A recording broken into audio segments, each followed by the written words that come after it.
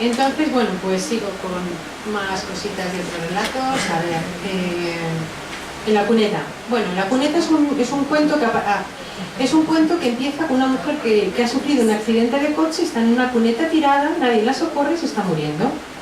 Y todo el relato va de eso. Pero claro, va de lo que, bueno, va de lo que pasa por la cabeza a una persona que está muriendo. Y me costó muchísimo trabajo sacar adelante ese relato. Le reescribí muchas veces, le cambié, yo qué sé, porque era tan difícil el monólogo interior, ¿no?, de ella, con su vida, lo que le había pasado.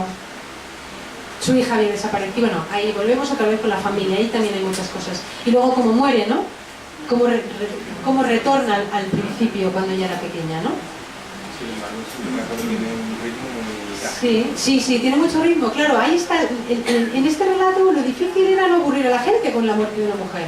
Pero claro, la muerte a veces es aburrida, ¿no? Me imagino que cuando alguien se está muriendo no debe ser muy divertido, ¿no? Y menos estar atrapado con un cinturón de seguridad en un coche. Pero sí que él dice ágil, dice rápido, él dice para no aburrir, ¿no? El de la cuneta. Luego, bueno, invitado para comer ya lo hemos comentado, porque es el de Saturno devorando a los hijos y tal, y ese ya lo leeréis. En el café. Mira, en el café es otro relato que escribía un regreso de las fallas de Valencia, porque me impresionó mucho la algarabía, los fuegos artificiales, y ahí me lo escribí de golpe, ese relato. Y luego, bueno, pues mi mejor amigo es muy irónico, es un poco resarcirme de los hombres que tienen complejo de Peter Pan y los hombres que tienen miedo al compromiso. Y ahí otra pequeña venganza. Y bueno, una cosa voy a decir. Noche nupcial. Noche nupcial es un cuento que escribía mi hija Laura cuando se casó, ¿no?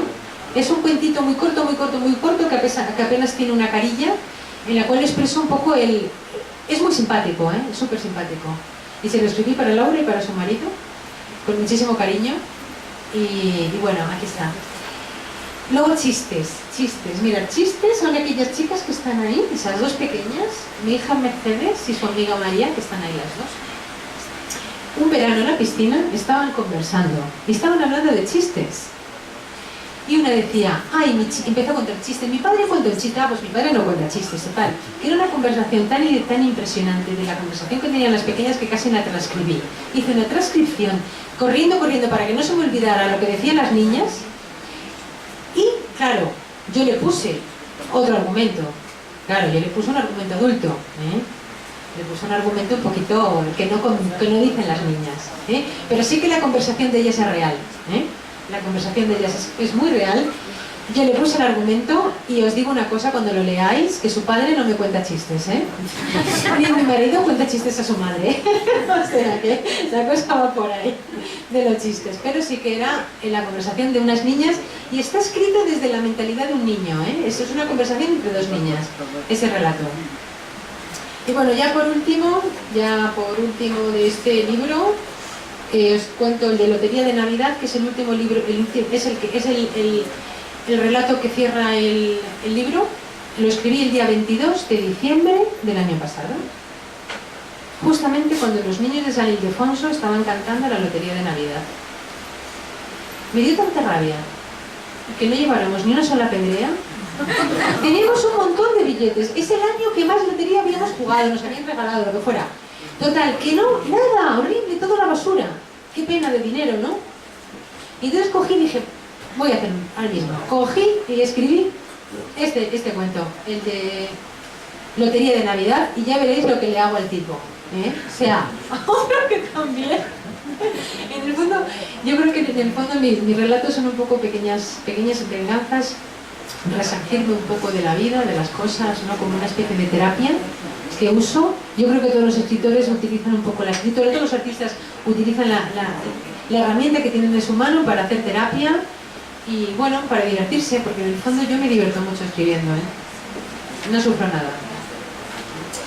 Y bueno, ya por último deciros un poco lo que decía antes Jota del cuento, del género del cuento, que el género del cuento es un género muy poco leído, Es un género apasionante, es un género muy difícil, es un género muy divertido, que necesita una técnica de condensación porque tienes muy poco espacio para contar mucho, ¿eh? Tienes que sentenciar enseguida. Y en el cuento hay una cosa importantísima, que en el cuento es mucho más importante lo que no se dice que lo que se dice. Es decir, mira, Hemingway hablaba de la teoría del iceberg, ¿no? Y él decía que un cuento, un gran cuento, es como un iceberg, tan solo una pequeña parte es lo que vemos. El resto del cuento está por debajo, no lo vemos, está sustentando toda la historia, ¿eh? Entonces eso es el cuento, por el simbolismo, el cargarlo, ¿no? Es decir, que lo que no dices al final es lo que quiere decir la historia, lo que no vas a contar. Ese es el simbolismo del cuento, por eso es difícil hacerlo. No es como la novela que tenemos 1000 páginas para contar lo que nos dé la gana y poner los personajes que queramos. En un cuento no tenemos espacio, no tenemos personajes, 1, 2, 3. Hay que escribir en una página, en 10 como mucho, ¿no? Y enseguida dar en el clavo, sentenciar y contarlo, ¿no? Y contar algo más que lo que dicen las palabras, ¿no? Por eso hablamos a veces del lenguaje poético, ¿no? No es una cosa, es poesía, ¿no? Es porque a veces la poesía y la lírica pues va más allá de la palabra, ¿no? Es la belleza, ¿no? que hay que dar a todo lo que se escribe. Y yo intento, no sé, hago lo que puedo. Bueno, pues no sé qué más deciros, ¿no? Deciros que todo cuento tiene su punto, como un buen filete, no se tiene que quedar crudo ni pasarse demasiado. Y bueno, no sé qué más, si queréis preguntarme algo, os puedo decir los autores que me gustan, mis autores favoritos, los que me inspiran. Hay muchos fantásticos, me gusta mucho Borges me encanta, Borges es un genio, aunque mucha gente no le guste, ¿no? Porque es difícil de leer, pero maneja muy bien el tiempo. Faulkner me encanta, es muy complicado de leer. Yo he escrito un artículo de Faulkner porque es un escritor que me gusta mucho. Y tiene tanto por debajo como Juan Carlos Onetti, que es mi gran autor favorito, el autor que más quiero, el que hace unos relatos que se te ponen la carne de gallina, junto con Hemingway, ¿no? Hemingway tiene unos relatos magníficos y es uno de mis escritores favoritos, ¿no?